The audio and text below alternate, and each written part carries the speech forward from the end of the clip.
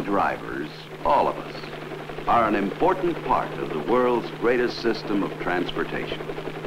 A remarkable fact about this vast and efficient private transportation system is that it works so successfully with such a minimum of control.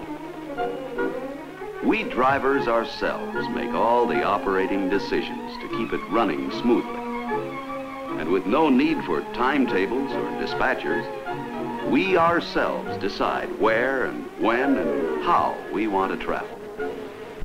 In this amazing system, the decisions we make as individuals must fit with the decisions of many other drivers of all ages and descriptions, driving all types of cars and trucks to all kinds of destinations.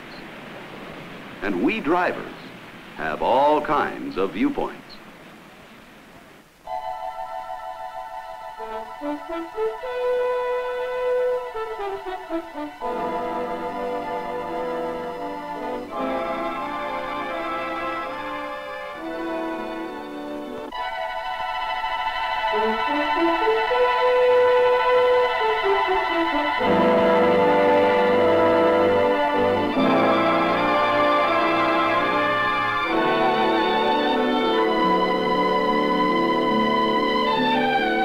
Most of us agree that to be safe, we need to consider every driving maneuver in terms of what it might do to the other fellow, as well as what the other fellow might do to us. We need to understand the changing relationships between the car we are driving and the cars ahead, behind, and to the sides. This is not always easy, even in cars that are built to be safe. And even when we have the best intentions to drive safely, we sometimes have trouble getting the right viewpoints for safety.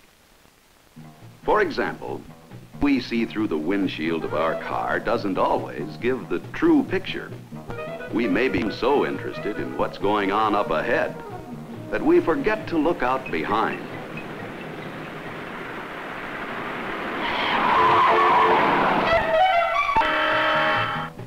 We may be in a hurry and be satisfied with a viewpoint like this, driving too close to the car ahead with no margin for safety. We may have trouble remembering the other fellow's viewpoint. If so, we'll soon find out what he thinks of us.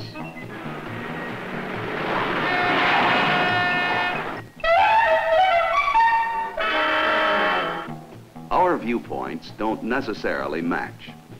Is the man ahead an inconsiderate road hog? Or to his way of looking at it, is he just playing it safe in the middle of the road? It all depends on the viewpoint. What a difference it might make in our driving if we could have a bird's eye viewpoint or a whirly bird's eye viewpoint. We'd get a new and different look at things to see how our driving affects everyone else on the road. From this new viewpoint high overhead, we could see the results of bad driving manners, improper and dangerous maneuvers.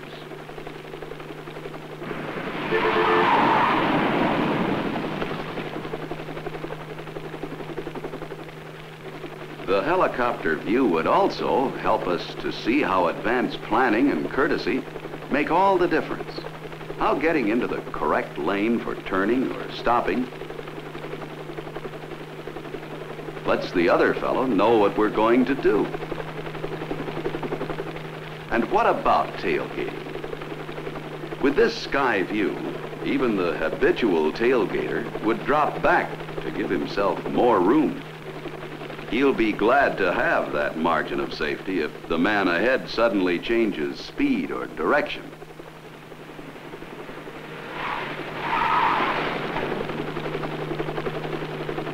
Some of us have not yet discovered how to use modern freeways and expressways with confidence and safety. For example, there's the problem of entering a fast-moving stream of traffic. From the air, we see that it's a mistake to try to force our way into the flow. especially if we aren't moving fast enough to keep out of the way of oncoming cars. From the whirlybird, we see that the right way to enter the moving stream of traffic is to stay in the acceleration lane until our speed matches that of the other cars, and we can merge smoothly into line. In other words, don't squeeze in, ease in. Our aerial look at things again shows us how to get off the freeway. We watch the signs, make our plans in advance to be in the right lane at the right time. Then we maintain speed until we're completely clear of through traffic.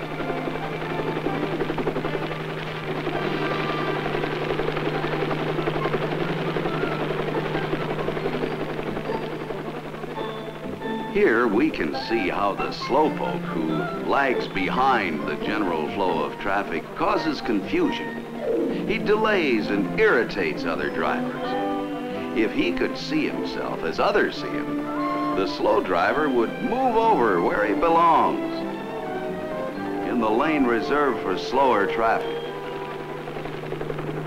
Sometimes our fine roads, high-performance cars, give us the impression that we're really flying low. This is likely to happen on long stretches of freeway where we tend to lose our sense of speed during sustained fast driving.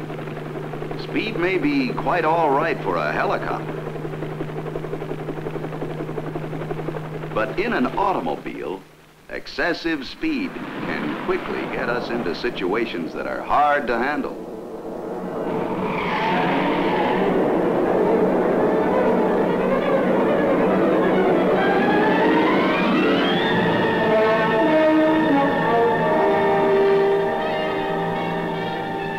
That's one way to get out of a tight spot.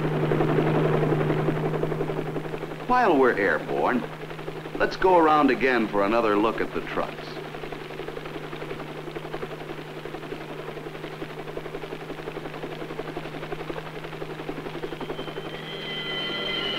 What we didn't see at first was the hidden danger, the other car pulling suddenly into the passing lane.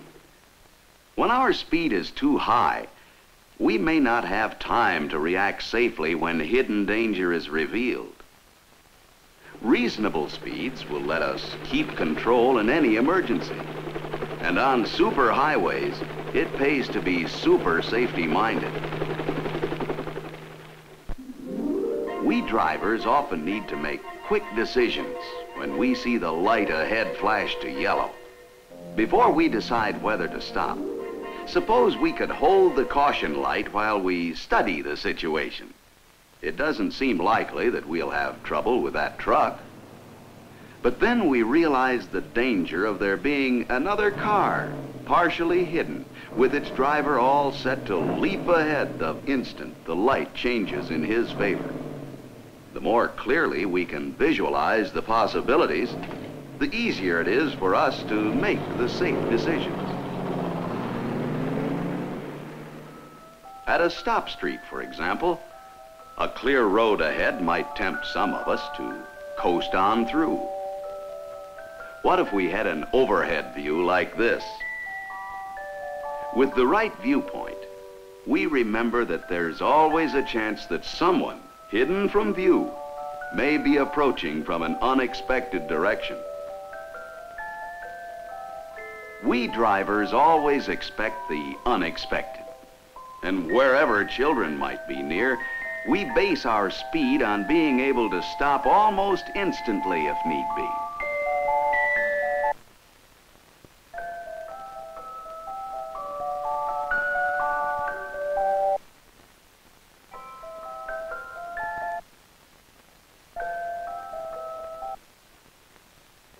When children are concerned, we look high and low, and sometimes beneath parked cars, we'll catch a warning glimpse of feet attached to a busy child.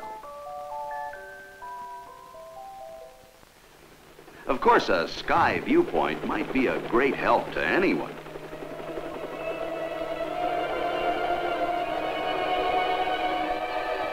But we drivers certainly don't need to wait for our cars to fly before we can all be safer and more skillful at the wheel. All we need to do is to learn the knack of visualizing what's going on around us. With such a viewpoint, we'd find it easy to be more considerate of other drivers.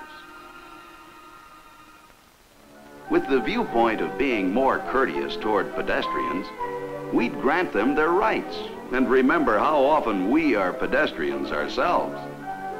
We'd be more understanding of the other drivers' problems, and if traffic sometimes doesn't move to suit us, our overall viewpoint will remind us that there's almost always a good reason for the delay.